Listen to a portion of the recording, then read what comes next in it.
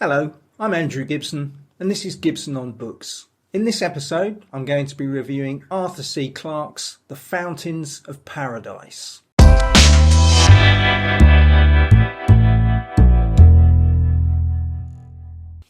Fountains of Paradise is one of Arthur C. Clarke's lesser known works, despite winning both the Hugo and Nebula awards for Best Novel, as he's perhaps more famous for writing the story that the classic science fiction movie 2001 A Space Odyssey was based around. As well as being an excellent novelist, Clarke also devised the concept of putting satellites in a geosynchronous orbit. Most of the communication satellites currently orbiting the Earth are in what is known as the Clarke orbit. It's this duality of science fiction and engineering that makes the book so unique. Set in the 22nd century, Fountains of Paradise describes the construction of a space elevator. This orbital tower is a giant structure rising from the ground and linking with a satellite in a geostationary orbit at a height of approximately 36,000 kilometres. That's approximately 22,300 miles. Such a structure would be used to raise payloads into orbit without the expense of using rockets that are extremely detrimental to the environment.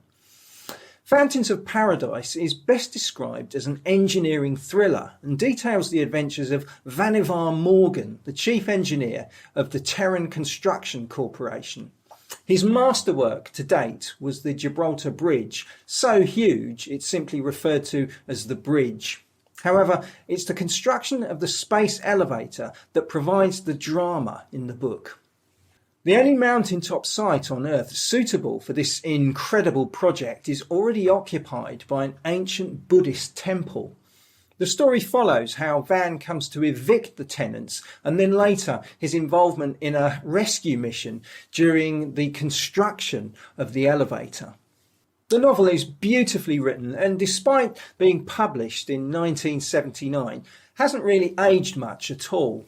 There are a few places where Arthur C. Clarke makes an attempt to describe the internet and something that sounds very similar to Facebook in astonishingly simplistic terms.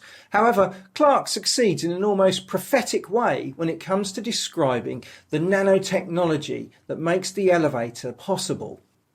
Although in the novel the hyperfilament is constructed from continuous pseudo one-dimensional diamond crystal, Clarke later expressed his belief that another type of carbon, Buckminster fullerene, would eventually play the role of the hyperfilament in a real space elevator. The latest developments in carbon nanotube technology bring Clarke's idea of a space elevator much closer to reality. Overall, I would highly recommend this book to anyone with even a passing interest in engineering and science fiction, as Clarke writes in such an engaging manner that he is able to make a thriller out of an engineering dream of what must one day come to pass if the human race is ever going to travel to the stars. The Gibson on Books YouTube channel is proudly sponsored by the Incredible Science Fiction series of books. Incredible Science Fiction, amazing tales from the 50s and beyond.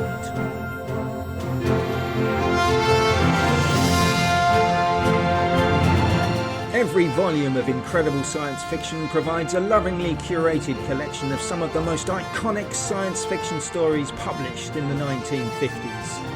Each volume of Incredible Science Fiction is also available on Audible and iTunes. Buy your copy today. Follow the links in the video description or simply search for Incredible Science Fiction on Amazon or Audible.